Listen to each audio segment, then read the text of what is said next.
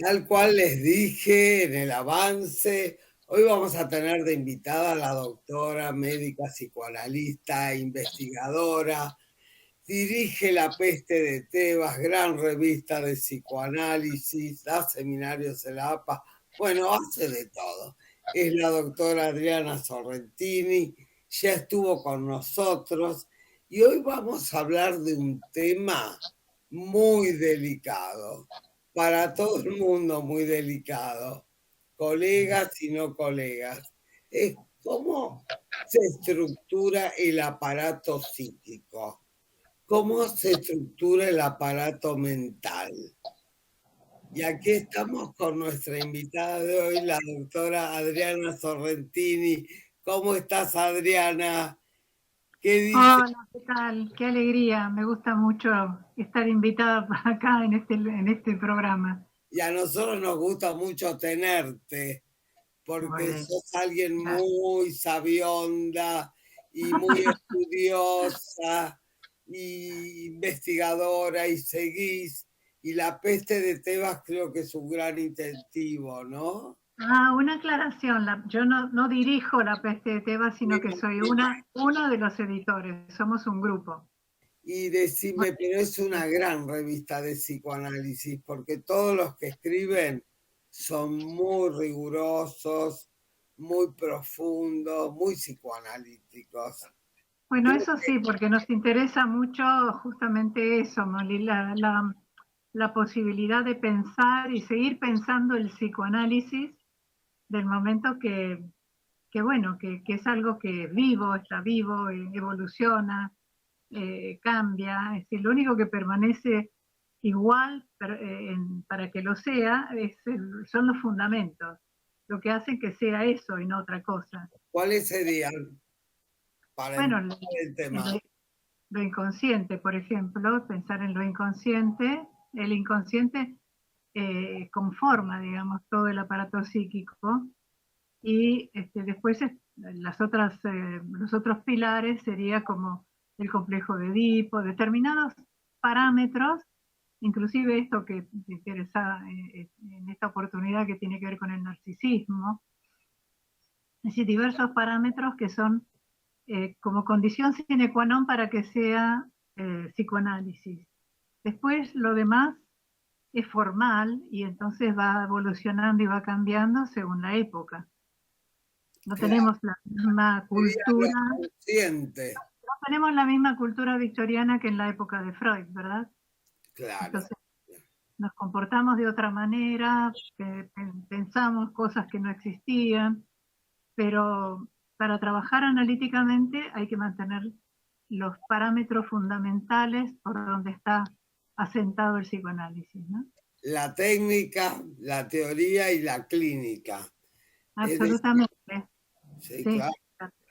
Pero parece que se desvirtúa, porque así como decía Freud a Jung, dentro de 100 años va a haber más resistencias que ahora. Y tenía razón, hay muchas resistencias. En el Y pero público no, general hay muchas resistencias al psicoanálisis. Hay distorsiones, se desvirtúa el concepto, el objetivo. Unos dicen que es adaptativo, los otros dicen que seguro te van a remodelar toda la cabeza, te vas a separar de tu mujer o de tu marido. Bueno, digamos, creo que esto que parecen chimentos, pero van de boca en boca. Creo que los psicoanalistas lo tenemos que tomar en cuenta, porque forman parte sí, de... no es para tanto, pero es dentro de las psicoterapias que existen. Freud decía que era primus inter pares, ¿no? Era la primera entre todos los pares, pero porque justamente tiene esta particularidad de penetrar fundamentalmente el inconsciente profundo, que ¿Qué en sería el otras inconsciente? Porque vos dijiste que todo el aparato mental es inconsciente, pero yo creo que No, la en un... parte mental No, es el 95-90% inconsciente y hay un 5-10% de consciente. Hay no, por un supuesto. cambio permanente, Mira, ¿no? cuando hay un nacimiento, pongámoslo como punto cero, que no lo es, porque antes que eso está el feto y el feto tiene una cantidad de actividades y de sentires que existen, ¿no? Que tiene que ver con lo que Raskowski hablaba del yo fetal. Claro, Pero bueno, pongamos que nace y lo primero que ocurre es que ese, ¿cómo te podría decir? Ese bultito de 3 kilos de carne y hueso tiene que empezar a hacer cosas que jamás hizo. Ya la vida, el apremio de la vida, lo conmina, por ejemplo, a que respire. claro, Nunca tuvo que respirar, era respirado. claro. En cambio, tiene que respirar, abrir sus pulmones, y ya en la primera consigna, respira o te morís. Así que es grave, fuerte, es impactante. Y después tiene que conseguirse el alimento. Entonces ya empezamos con esas necesidades iniciales que implican un cambio fundamental de ser un Dios omnipotente que nada tiene que hacer a alguien que empieza el camino de la hominización y que por lo tanto tiene que empezar a hacer cosas para vivir, para hacerse amar, porque hacerse amar es también una premisa de vivir. Si uno nace y no se ama, estar Perdón, tirado. esto que dice Adriana es fundamental. Yo pensaba, si un bebé recién nacido es capaz que frente a la presión y la necesidad de vivir, respira, se busca el alimento, lo come, y esta tercera postura que nos trae Adriana, que es el deseo de amar y de ser amado, buscar ser amado, creo que es todo un esfuerzo que después no se ve en la gente adulta. Les cuesta Sí, mucho sí también, o sí también, Lisa. cambiar, aunque lo estén estrangulando, les cuesta trabajo cambiar, aunque vivan pésimo, se quejan de que el psicoanálisis es muy trabajoso. Yo Ah, bueno, siempre les digo, es más trabajoso vivir en forma incómoda como vive usted, poco confortable, etcétera, ¿no? Pero la gente se queja del trabajo. Y fíjate lo que dice Adriana, el bebé, el bebé hace ya de entrada un esfuerzo maravilloso frente a su deseo de vivir, a su instinto, a su pulsión de vida, ¿no? claro, pero fíjate que eso está condicionado al nacimiento. Primero no puede no nacer, porque si no, sería un feto muerto y retenido. Exactamente. Tiene que nacer. Nace y lo primero que hacen es cortarle todos los suministros, porque cortan el cordón umbilical. Sí. Entonces de ahí que le venía todo, el Todo de alimento, arriba, el como se oxígeno, dice. todo, Sí. claro. Entonces aparece inmediatamente esa conminación de lo que hay que hacer, tienes que hacerlo para vivir. Ahora, el hacerse amar es un punto fundamental, porque como te decía recién, si un bebé no es amado, tampoco va a ser cuidado, ni alimentado, ni protegido. Así que con dejarlo nomás se puede morir perfectamente. Ah, Entonces tiene que hacerse amar. qué brutal, ¿no? No hay que matarlo, se muere solo. Pero, Me da pero, escalofrío lo que decís, Adriana. y, y sí, porque es así de brutal. Entonces, esa situación inicial, esa circunstancia, tener que hacerse amar, a veces perdura mucho en la vida. Depende de cómo es amado y aceptado en la realidad con sus progenitores, sus papás, que le van a dar esa confianza. Y ahí vamos a hablar un poco de esto que vos decías, de cómo se estructura su aparato psíquico, Claro. ¿no? Siempre es con el otro. El otro, en este caso inicial, es la pareja parental indiferenciada. Por eso se identifica con padre-madre, madre-padre, padre-madre, si se identifica con ambos. con, en un momento inicial. aunque sean del mismo sexo. Bueno, eso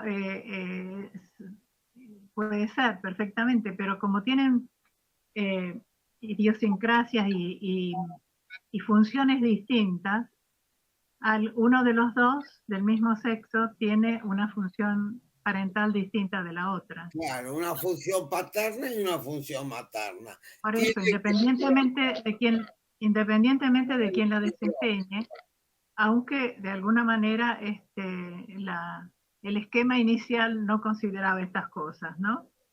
Porque no, no, en 1800 y pico, en 1900 no podías pensar en estas cosas.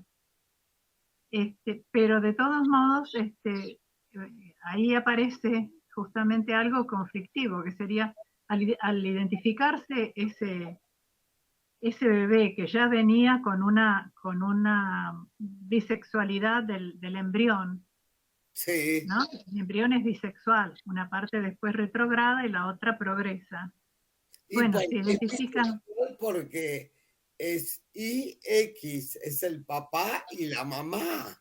Ella bueno, es genético, ¿no? No se claro, puede, ya viene con los genes, ¿no? Ya viene con el ADN. claro. Pero bueno, una vez que pasamos al otro aspecto, ¿no? Donde se identifica con estos personajes y va a ser uno de ellos y va a tomar posesión del otro. Es Es decir, inevitable que se identifique con uno de claro, los... nosotros decimos, se identifica, en todo caso, con el padre, o uno de los progenitores, y clásicamente el relato clásico es: identifica con el padre y posee a la madre. La verdad que posee a la madre porque está con ella todo el tiempo, toma la teta, Es está de piel a piel. la Está, piel, la carne. y al La... otro lo ignora, y claro, y al padre lo ignora. Por lo tanto, eso es lo que hablamos como tragedia edípica. Bueno, Así Freud decía que la identificación es la primera forma de enlace afectivo. claro, que es así como apoderarse del otro, ¿no? Esa es la manera. Hay gente Pero que se queda con eso hasta los 90 años.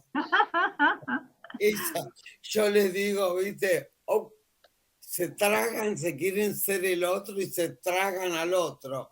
Le sigue funcionando ese mecanismo que al principio es válido y necesario y después ya es una patología. y sí, claro, Sí. eso es lo que pasa, o las cosas evolucionan de una manera razonable y armónica, después va teniendo, justamente por la instalación del Edipo, una diferenciación. Entonces el padre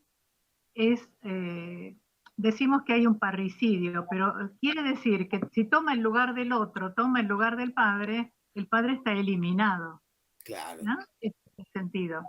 Y como el padre tenía a la madre para él, ahora la tiene él, la tiene el bebé. Entonces ahí está lo que llamamos el incesto. Vos Entonces el decís, parricidio, ya en el bebé se instala esto de ocupar el lugar del padre. Es muy importante esto. eso es lo inicial, después se modifica, pero eso es lo inicial. Así Entonces, que es inicial que se apodera del lugar del padre, es decir, que lo elimina y se apodera de la mamá. Le perfecto, hace pero de él. Muy bien. Pero, pero ahí entonces hay parricidio porque se toma el lugar del padre, incesto porque toma a la madre por objeto de amor, y aparece el límite, aparece lo que llamamos castración, que es que lo sacan del error, ¿no, querido? Estas cosas no La angustia de castración son. que dice, no, chiquito, estás Es equivocado. el límite. Eres mía, dice el padre, debería decir, ¿no? Esa es la función paterna, es uno de los elementos Por fundamentales. eso, entonces ahí sí entra en lo que llamamos complejo de Edipo. Antes era una tragedia que la nominamos tragedia a posteriori, desde el complejo, decimos, uy, antes era trágico, porque están estas cosas de muerte, de tragedia. Pero cuando empieza el complejo, empieza la historia personal con los papás de la historia personal, ya no los protopadres, y entonces tiene un amor ambivalente con el papá, lo ama pero a veces le molesta, Sí. y, y un amor tierno hacia la mamá, ya no está sexualizada la cosa, y, ¿En qué época no está sexualizada, decís vos? esto de entrar en el complejo, después es todo un caminar, ¿no? Pero se entra más o menos cuando empieza la palabra, cerca de los 2 años. Claro. Al principio, ya te digo, es como vivir en el Olimpo, es un dios que hace todo lo que Sí. quiere, imagina lo que quiere. Y ahí están los protopadres, ¿no? Claro, Súper es la prehistoria, idealizados, los reyes del Olimpo, ¿no? es la prehistoria personal. De la historia. Y Muy entonces después, importante esto que dice Adriana. Hay un desconocimiento muy importante de lo que es la prehistoria personal. Es muy importante lo que dice la doctora Sorrentini. Sí, Adriana, sí. la historia personal empieza con el complejo, ¿no? Donde está la ambivalencia con el papá, el amor tierno hacia la mamá y la amenaza de castración. ¿Y por qué está la amenaza de castración?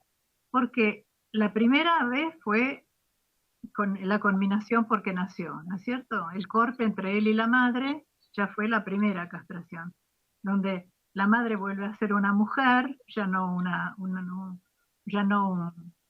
una señora gorda, digamos, que es doble, que tiene 2 cabezas, 4 brazos, 4 piernas, ¿no? Como el andrógino, sino que vuelve a ser una mujer. Y el bebé pasa a ser bebé, no el que tenía todas esas cubiertas maternas que para él eran parte de sí mismo. De hecho, también con el pecho, al principio lo siente como parte de sí mismo. Es la vida que le impone el que va y viene, puede estar o no estar, que hace que pueda tomar conciencia de que no le pertenece y que pertenece a ese La objeto más. realidad se le impone. Exacto, ¿no? Le corta esa historia y entra otra historia. Por eso, entonces aquello que fue la castración en el sentido de que hubo un corte real del cordón, que hubo un corte real de la situación, aparece como amenaza, más o menos. Si te portas mal, te va a pasar algo feo, ¿no? Y esto permanece para siempre porque conmina así un poco la vida. Eso se estableció con el andrógeno. Por ejemplo, a ver, yo recurro bastante a las fantasías universales, ¿no? Por ejemplo, yo te dije recién del andrógino, ¿no? El andrógino era ese ser redondo que tenía 4 manos, 4 pies, era redondo y era tan poderoso que se quiso ir hasta el Olimpo a desafiar a los dioses. Entonces, Júpiter se le ocurrió primero, lo mato. No, después dijo, no, necesito que me adoren. Entonces, manda, manda a su médico, a Apolo, a que lo parta en dos. Una metáfora más semejante al parto no hay, ¿no? Lo parten dos y quedan así, uno y otro añorándose, pero son 2 personas. Y le deja una amenaza, le dijo, si seguís insistiendo, te vuelvo a partir en dos. Con lo cual estaría saltando sobre una pata solamente. Entonces, por eso, pero esa es una fantasía, no tiene que ver con el psicoanálisis, es una fantasía de la humanidad, que es una protofantasía que la encontrás en cualquier cultura, con un relato propio, pero en cualquier cultura. Sí, en cualquier inconsciente bien investigado. Exactamente, pero lo mismo decimos con el complejo de Edipo. El Edipo, la tragedia de Sófocles, y el mito es muy anterior a que Freud lo leyera y lo utilizara para hablar de la conformación de nuestro aparato psíquico, ¿no? Claro, Entonces, en un sueño que le escribe a Flies, él descubre su propio complejo de Edipo. Es un genio Freud y seguirá haciéndolo, ¿no? Una carta. claro, y fíjate que una de las cosas que la honestidad intelectual de Freud era una maravilla y cómo investigaba sus propios sentires o imaginaciones, ¿no? Él le cuenta a Fliss que en el viaje de, de Moravia, donde estaba, hasta Viena, viajó con la mamá en el tren. Sí. Y entonces estaban en el mismo camarote, obviamente, entonces que había podido ver a la mamá desnuda. Y él dice que tenía 2, 3 años, en realidad tenía 4. Pero fíjate cómo sí, fíjate cómo la represión hace que diga que era más chiquito, y él lo cree. Y además utiliza la frase en latín, matrem nudam. Claro. ¿No? La vía mamá desnuda, Sí, ¿no? sí, Dice, muy matrem largo. nudam. Es decir, como para poner las cosas más lejos, más dentro de Claro. un sistema que no sea tan... Hay gente que dice las cosas en otro idioma. Claro, justamente para no, que no sea tan chocante, no sea tan fuerte. Tal cual, tal cual. Y Entonces él recurre a eso, es muy conmovedor. es muy conmovedor. A mí se me puso la piel de gallina. Es muy conmovedor. Sí, Sí. sí. Ahora, cuando vos decías recién cómo es esto que todo es inconsciente, uno podría decir que al principio todo era un individuo, algo no dividido. Sí, Bueno, eso que es todo uno, va empezando todo un proceso por el cual se va formando el yo. El yo que primero es un yo corporal. vegetal, después el recién nacido, y va pasando por distintas etapas hasta que es un yo ideal, hasta que va a llegar a ser un yo coherente, pero tiene que pasar muchas etapas anteriores. Entonces, ahí se da un corte entre lo que es yo y lo que es lo inconsciente, el inconsciente, que se llamará ello. Entonces, ese límite es permanente. Ese límite está permanentemente amenazado porque yo no puede enterarse de esas cosas que le propone el ello. Entonces lo sepulta todas las pulsiones, las cosas que vienen desde ahí.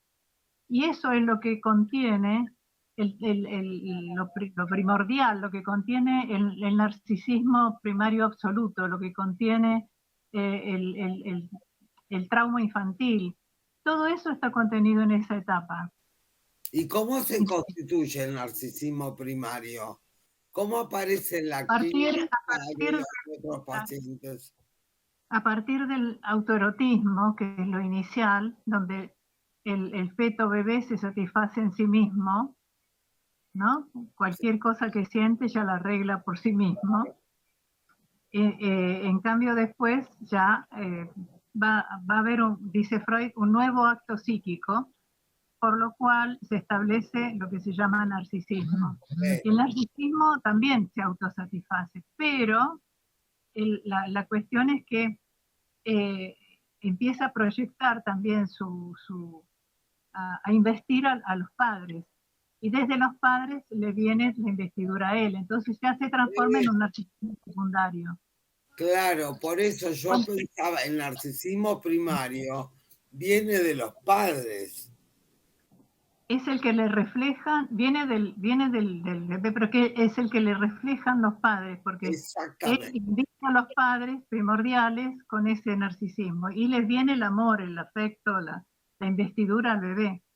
Es muy complejo, es muy largo, eso es muy Es difícil que entre complejo, en pero pocas es palabras. bueno que la gente sepa, porque este programa va para todo público y todo el mundo me pregunta, mucha gente me pregunta, pero doctora, ¿cómo sé si este terapeuta hace psicoanálisis, no hace psicoanálisis? ¿Cómo me doy cuenta? Entonces, el psicoanalista de estas cosas que está mencionando la doctora Sorrentini, tiene que trabajarlas también, porque si no se queda en una cosa no superficial, pero secundaria. Lo primario queda sepultado y hace ruido, porque alguna patita, alguna manito de lo sepultado se hace ver y se expresa en general en enfermedades somáticas importantes, graves en general. Claro, se puede transformar en eso, la descarga va al cuerpo porque no puede ir a la palabra si no se, si no se trabaja analíticamente.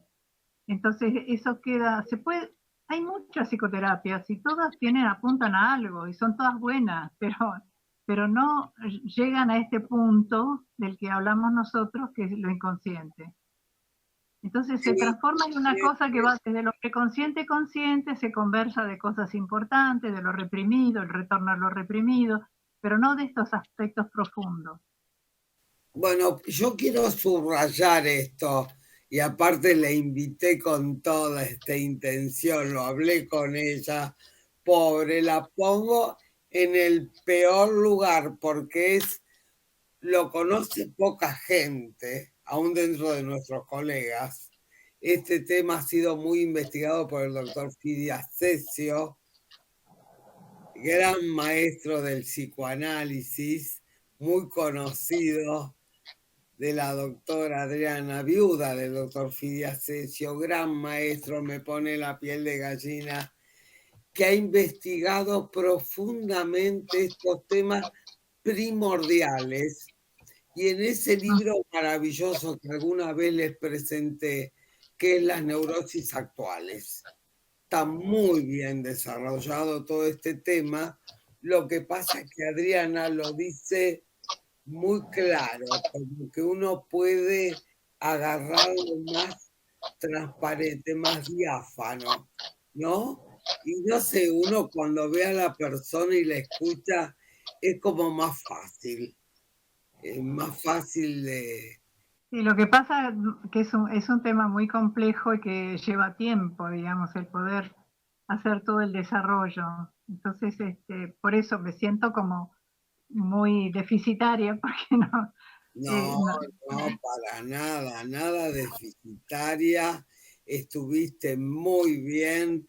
Creo que es una puerta para abrir para nuestros colegas, para nuestro público en general, y te agradezco tanto realmente este esfuerzo que estás haciendo, que poder hacer una síntesis tan abreviada de todo un tema tan complejo es magnífico de tu parte y es un acto de amor y generosidad para actualidad y psicoanálisis. Muchas gracias, Adriana Sorrentini. Nos despedimos y le invitamos prontito para que tenga más tiempo. Un beso grande. Muchas gracias a vos por la invitación. Hasta luego.